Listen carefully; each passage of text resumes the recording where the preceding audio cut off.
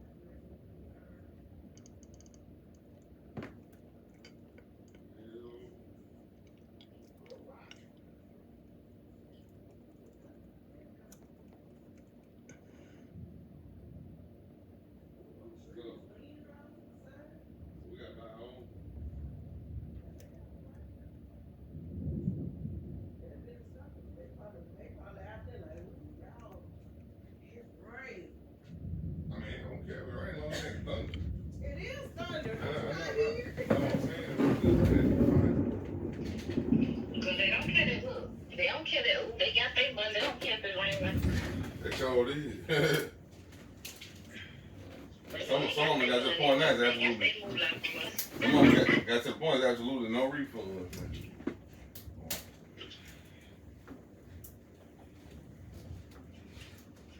Well, yeah, they got the money, but they'll probably, like, if they had to, they'll reschedule. Yeah, they probably reschedule.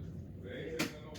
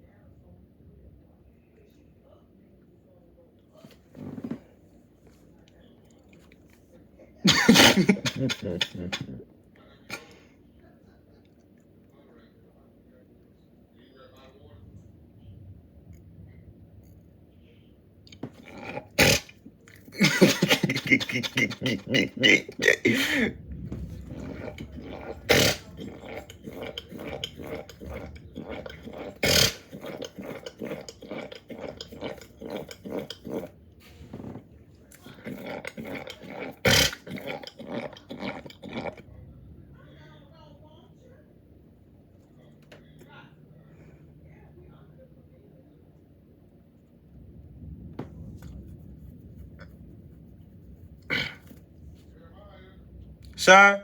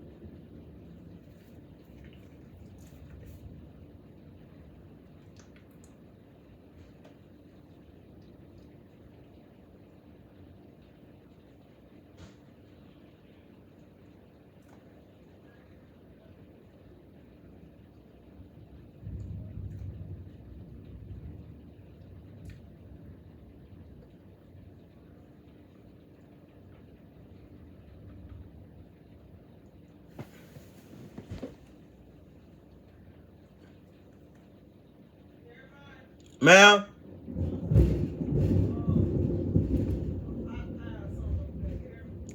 Okay.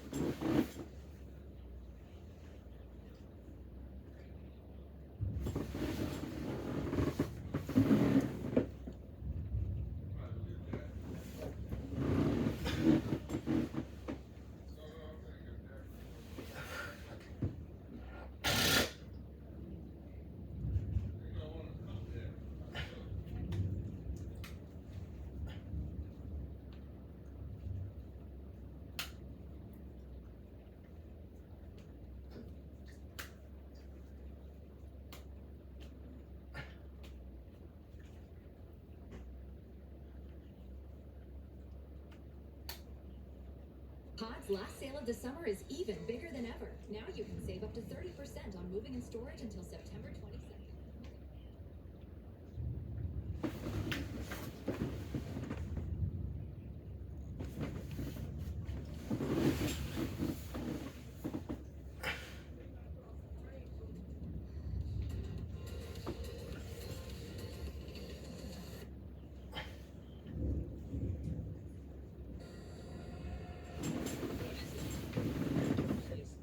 I'm your host, that's Captain Victor. Let's get right into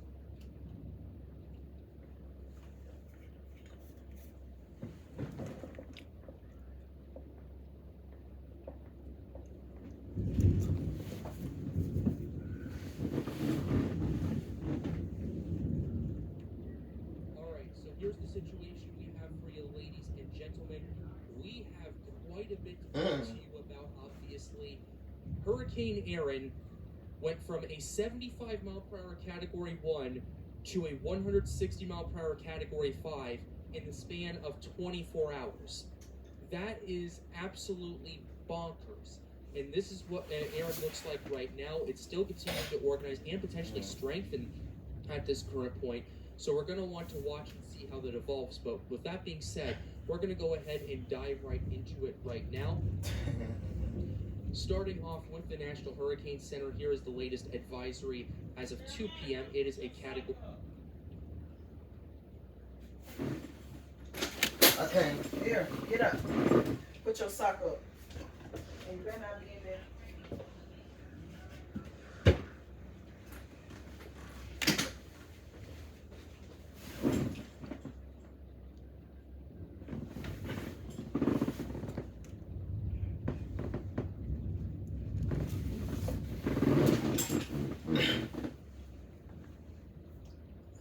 By Hurricane Cat 5, Aaron passing north of the northern Leeward Islands.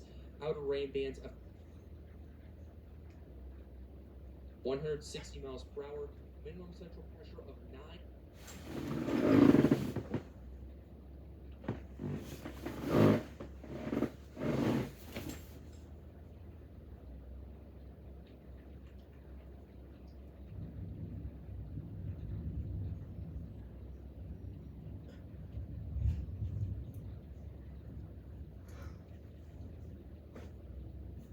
What the ceiling of this is. So starting off right here, this is our models. We'll start with H dwarf right here with Aaron. We're going to take a look at this right here. This is what we got for you right here. Initialization was pretty good from the H dwarf right here. 931 millibars at 7 a.m. Central Time. It continues to strengthen right here. Now it remains around high-end Category 4 density, although it's already a Category 5 at this current point. But even still, the H dwarf does have this peak at least high-end Cat 4 for now.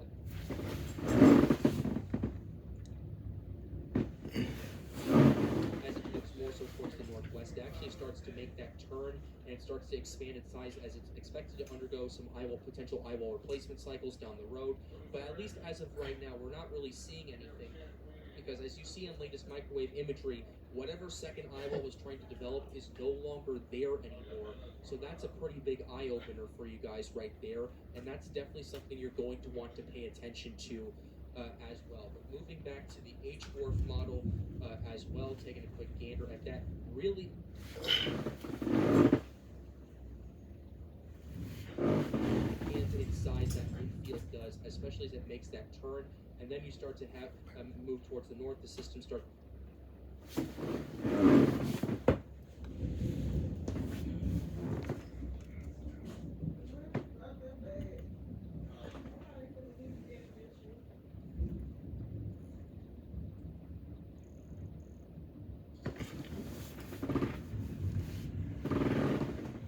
Wind shear and all of that stuff as well, but then it starts to become a bit loses a little bit of its tropical characteristics down the road, but even still a mid-range Category 2 hurricane at this current point in time, 5 days out. So you're going to want to watch this, and you're going to want to take this seriously still, because this, even if this doesn't impact any more land, it's still going to cause a lot of rip currents. It's going to cause a lot of waves. It's going to cause some outer bands to potentially get close to Bermuda and the Bahamas and all of that stuff, potentially towards the Turks and Caicos as well. So you're going to want to watch that as well, and we'll continue to keep you up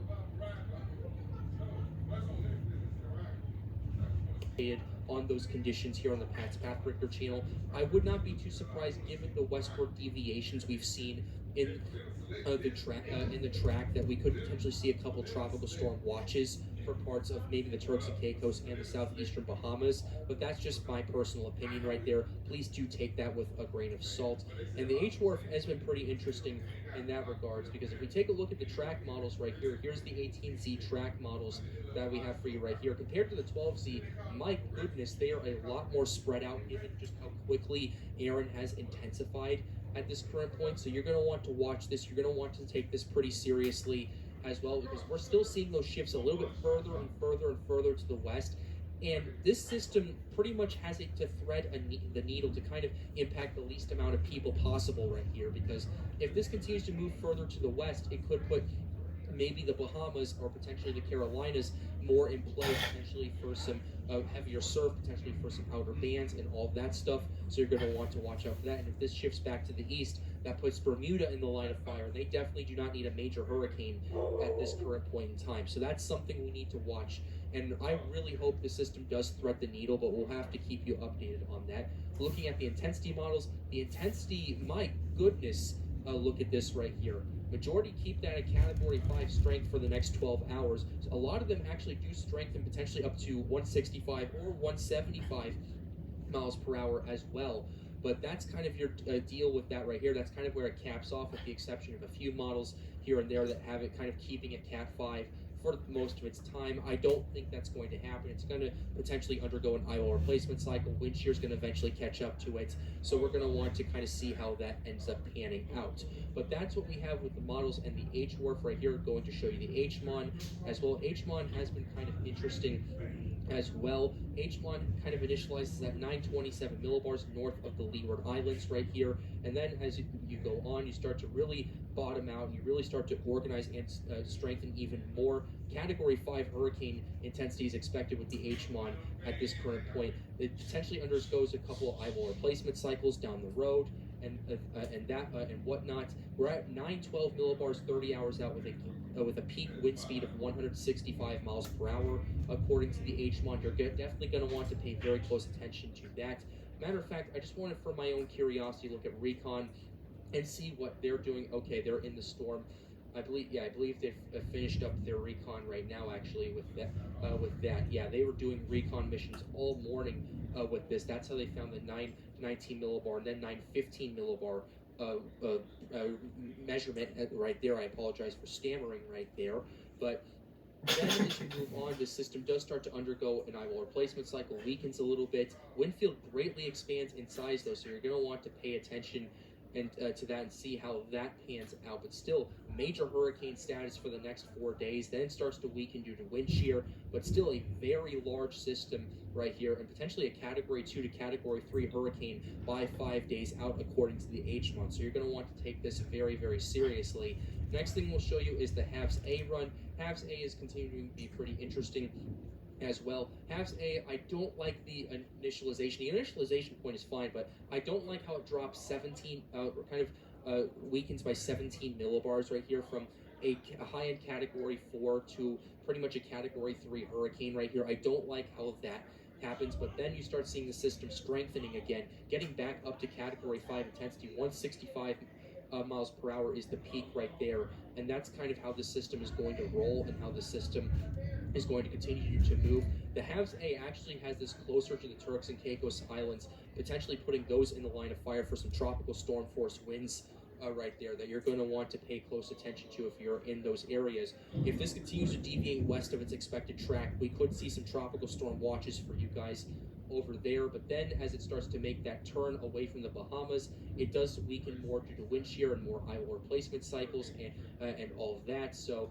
the wind field really expands in size right here, but that's kind of your situation. It really grows, like pretty much from screen to screen. From the ends, you're looking at tropical storm force winds right there. So you're definitely going to want to take this very seriously right here. And then as it moves out to sea right here, you're looking at a Category 2 hurricane right here, a much larger Category 2 hurricane right there. So you're going to want to pay attention to that. Looking at the HAVS B for you guys, right here. Have speed is pretty interesting. I don't like how it drops the intensity from a high-end Cat 4 to a high-end Cat 3 right there. Then it starts to organize and strengthen again. But look at this right here. Category 5 intensity is still 36 hours out and really ramping up in intensity and moving even closer to the Turks and Caicos and the Bahamas right here, but then it starts to make that turn and undergoes a few idle replacement cycles as it expands in size by a pretty significant margin right here, and then it starts to move out to sea, and then by about, I'd say, 5 days out, we're looking at a high-end Category 1 hurricane potentially, so you're going to want to watch out for that as well. So that's what our hurricane models are forecasting. Even still, they're a little bit behind, so please do take them with a grain of salt. But my goodness, this system is not slowing down anytime soon right now, and we're going to want to keep you updated on that. Just to show you this, I want to show you the kind of conditions this system moved into last night, and they're going to continue to move into to see, okay, what's the kind of cap on this? What's the kind of ceiling this system can go? How high can we go with the winds right here?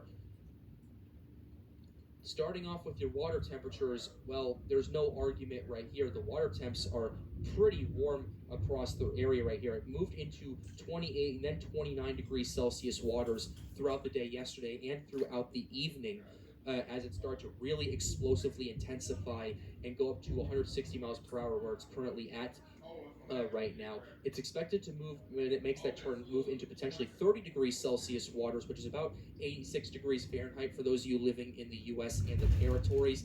29 is about 84 degrees Fahrenheit, so just something to keep in mind. But you're still going to, for a big reason for this, even as the system does start to weaken a bit, it's still going to maintain a lot of its power and a lot of its intensity, primarily because you have all this water temperature right here. And this isn't just the water temperature at the surface, it actually goes down pretty deep too. OHC continues to be very alarming across much of the Atlantic right now. Where the system is at is over 100 OHC right there, which kind of explains why it intensified so quickly. It's still going to be in that OHC throughout much of the day today, throughout part of the day tomorrow. It does reduce a little bit to about 75 OHC, but still that's enough to maintain its intensity right there, and you're going to want to watch that. And even as this enters the subtropics, you're still looking at 50 plus OHC, and that's pretty conducive to allow for a pretty large hurricane to maintain its strength, continue to consolidate, continue to organize, expand in size, and really not lose too much of its structure unless it starts to transition to an extratropical cyclone, which that is a possibility down the road. But that's kind of your situation with the water temperatures and the ocean heat content. The wind shear is pretty interesting. We'll go ahead and at least try to pull that up for you guys right here. Okay, I can't really find it. I'll just go ahead and use the try to use the Europeans to try to make heads or tails of it right there. But I will warn you, it will kind of look a little bit with a bias right here. This is what we have.